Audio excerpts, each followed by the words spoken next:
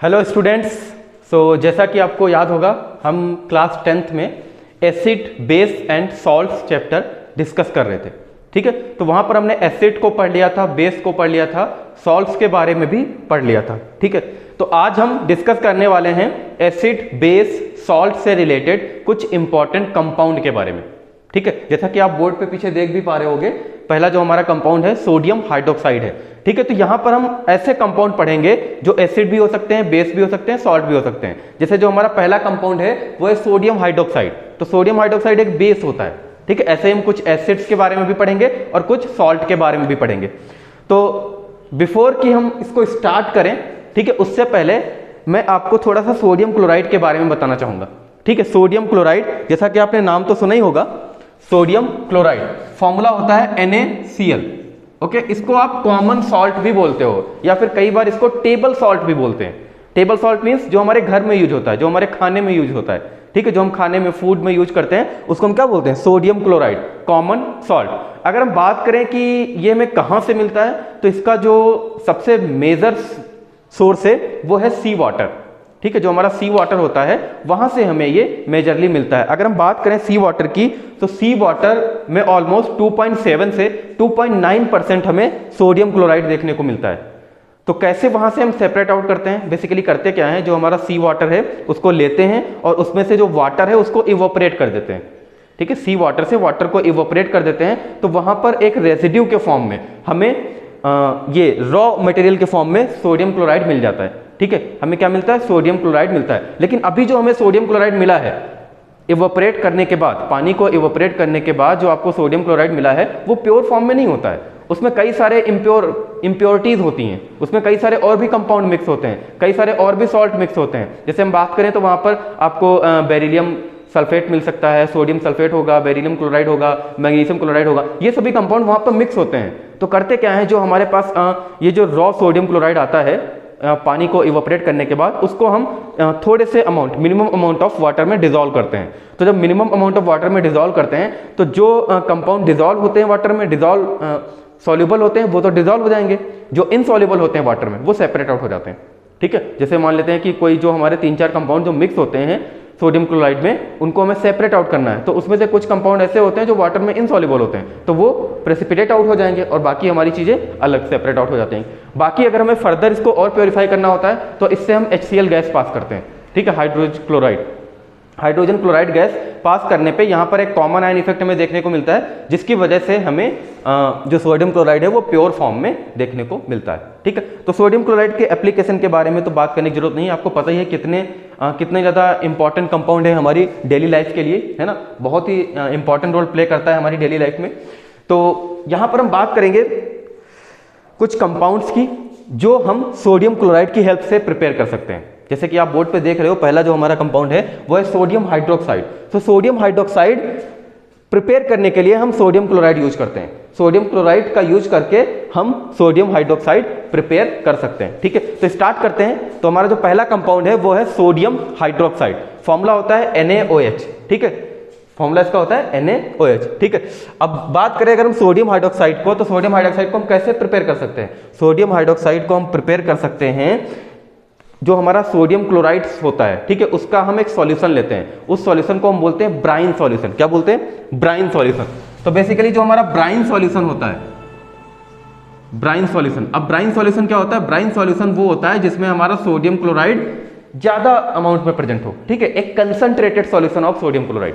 अगर हम टेक्निकली बोले तो इसको ऐसे बोल सकते हैं, concentrated solution of sodium chloride को हम क्या बोलते हैं? Brine solution. तो ब्राइन सॉल्यूशन का मतलब है कि हमारा NaCl होगा और वाटर होगा, उन दोनों को मिक्स करके हमारा ब्राइन सॉल्यूशन बनाया जाता है। ठीक है, लेकिन वहां पर जो NaCl है, सोडियम क्लोराइड है, उसकी कंसंट्रेशन ज्यादा होनी चाहिए। ठीक है, तो हमारा बन गया ब्राइन सॉल्यूशन। अब उस ब्राइन सॉल्यूशन से हम इलेक्ट्रिसिटी को पास कराते हैं। क्या करते हैं? इलेक्ट्रिसिटी। देखो, इलेक्ट्रिसिटी को पास कराते हैं तो हमारा वहां पर सोडियम हाइड्रोक्साइड मिलता है हमें, और क्लोरीन गैस मिलती है और हाइड्रोजन गैस मिलती है।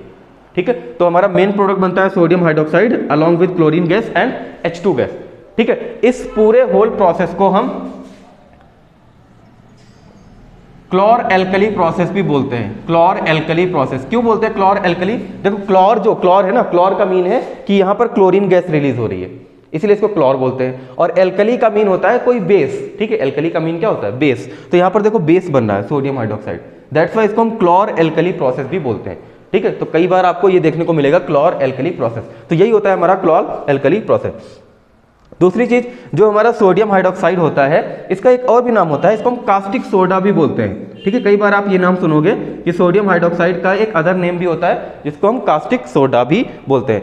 इसके बाद हम बात करते हैं प्रॉपर्टीज ऑफ सोडियम हाइड्रोक्साइड, ठीक है। प्रॉपर्टीज ऑफ सोडियम हाइड्रोक्साइड, अगर हम प्रॉपर्टीज की बात करें तो ये एक व्हाइट कलर का होता है, क्रिस्टलाइन, ठीक है, क्रिस्टल के फॉर्म में हमें देखने को मिलता है, एक व्हाइट कलर का क्रिस्टलाइन सॉलिड टाइप का मिलता है हमें, ठीक है, सोडियम हाइड्रोक्साइड। और ये सॉल्युबल होता है वाटर में, जो हमारा सोडियम हाइड्रोक्साइड है वो वाटर में सॉल्युबल होता है। सॉल्युबल का मीन अगर आप सोडियम हाइड्रोक्साइड को वाटर में डालोगे तो एक सॉल्यूशन बन जाएगा, ठीक है। सोडियम हाइड्रोक्साइड लो, वाटर में डाल दो, उसको डिसॉल्व कर दो।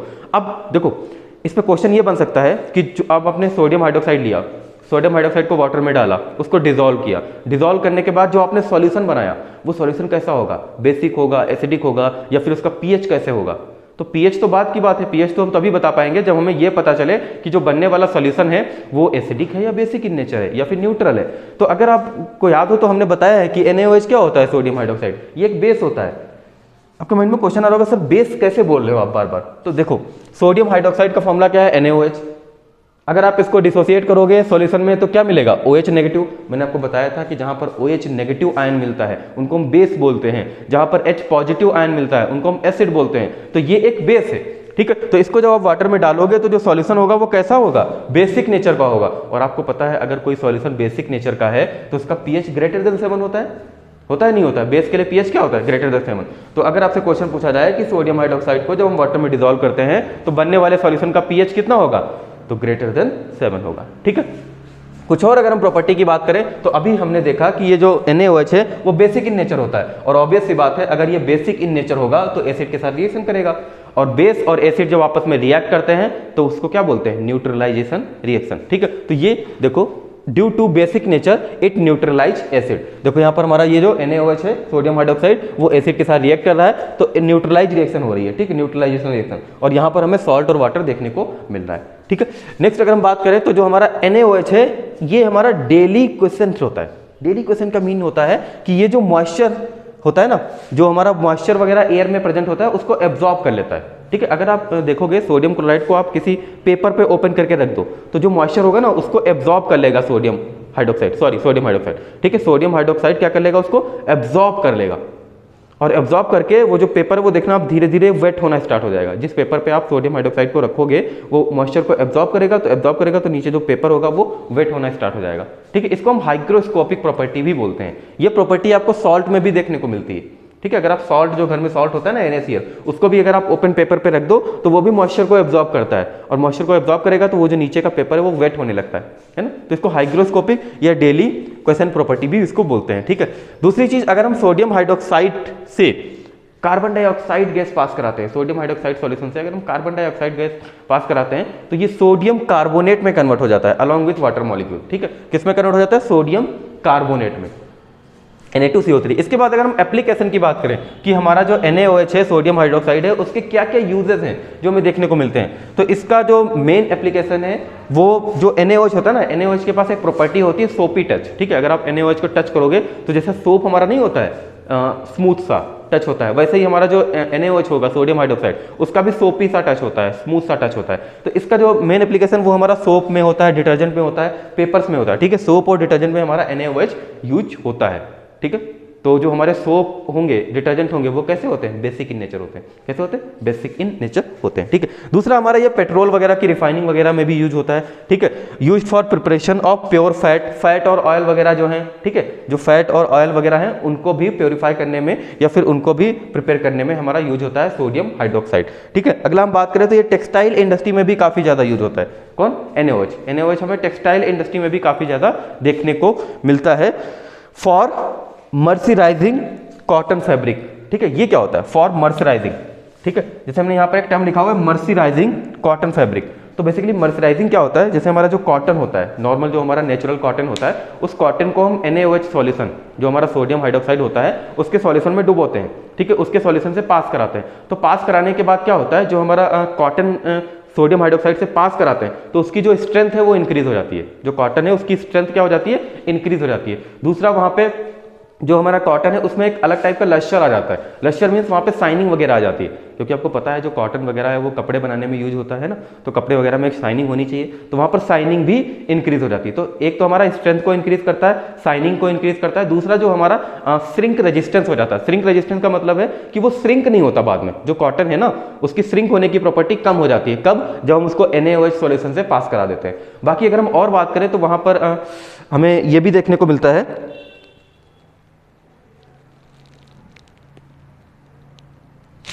एक तो हमारी स्ट्रेंथ इंक्रीज हो जाती है, ठीक है, दूसरा हमारा श्रिंक रेजिस्टेंस हो जाता है, तीसरा हमने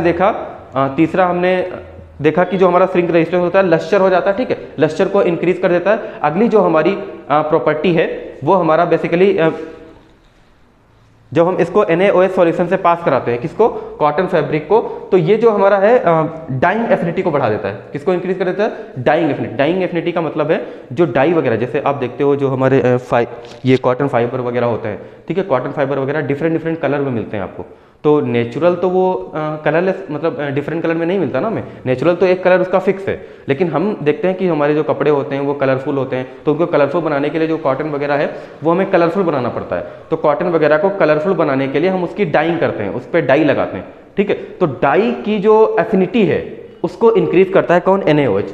अगर हम किसी कॉटन फैब्रिक को NaOH सॉल्यूशन से पास कराते हैं तो वो उसकी डाइंग एफिनिटी को इंक्रीज करता है। डाइंग एफिनिटी का मतलब होता है कि जो डाई के लिए उसकी जो एफिनिटी है, एफिनिटी मतलब होता है जो बॉन्डिंग, ठीक है, वो इंक्रीज करता है, ठीक है, तो अगर डाइंग एफिनिटी ज़्यादा होगी तो वो आसानी से डाइंग हो जाएगा, आसानी से डाई में कन्वर्ट हो जाएगा। जैसे सपोज हमारे पास जो कॉटन है उसको रेड कलर में कन्वर्ट करना है, तो जैसे हम उसको रेड कलर की डाई में डालेंगे तुरंत वो जो डाई है वो उससे चिपक जाएगी, ठीक है, उसको इंक्रीज करता है वो। ओके, तो this was all about sodium hydroxide NaOH, ठीक है, तो मिलते हैं अगले वीडियो में नेक्स्ट टॉपिक के साथ, तब तक के लिए थैंक यू।